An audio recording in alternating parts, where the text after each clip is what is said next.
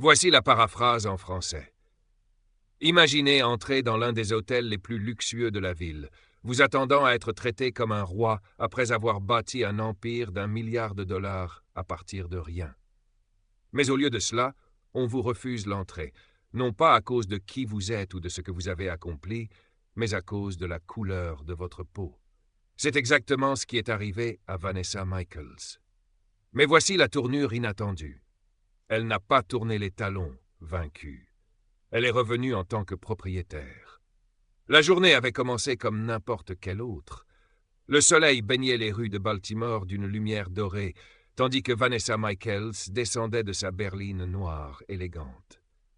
Âgée d'une trentaine d'années, vêtue d'un tailleur bleu marine taillé sur mesure qui reflétait son instinct affûté, elle dégageait une assurance et une détermination inébranlables. Ce n'était pas une femme d'affaires ordinaire, c'était Vanessa Michaels, la mania autodidacte à la tête de Michaels Holdings, un empire immobilier s'étendant à travers le pays.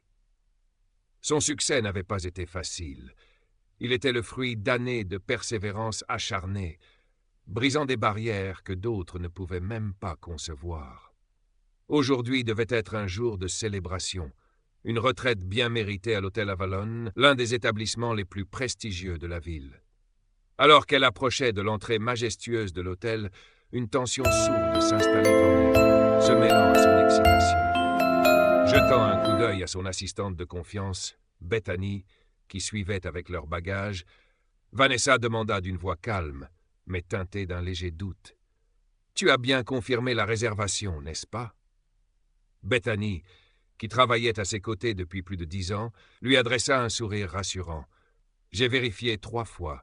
Tu es leur invité VIP pour la semaine.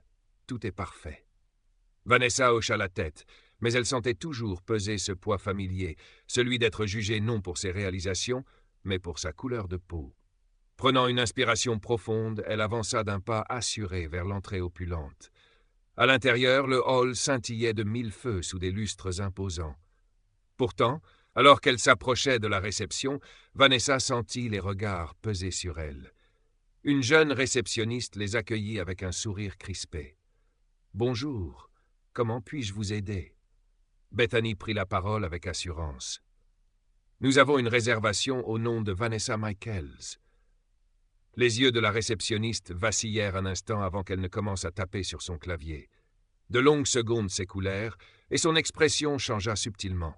« Je suis désolé, dit-elle d'un ton faussement compatissant, mais je ne trouve aucune réservation à ce nom. » Le ventre de Vanessa se noua. Elle avait déjà vécu ce genre de situation, peut-être pas physiquement ici, mais d'innombrables fois en esprit, confrontée à une discrimination dissimulée sous le couvert d'un malentendu. Bethany, visiblement agacée mais gardant son professionnalisme, insista.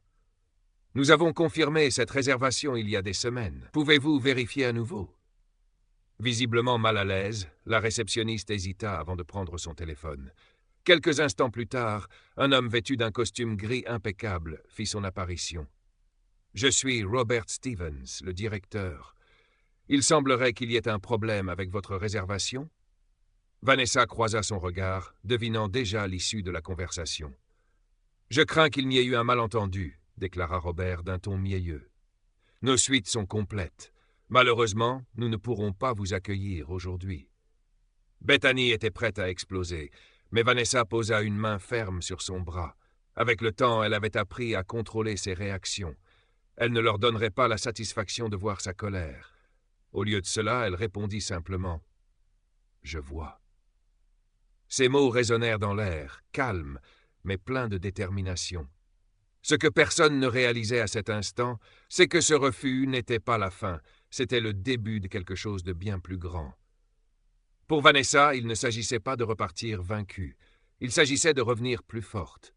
Et très bientôt, l'hôtel Avalon et tous ceux qui en faisaient partie allaient comprendre exactement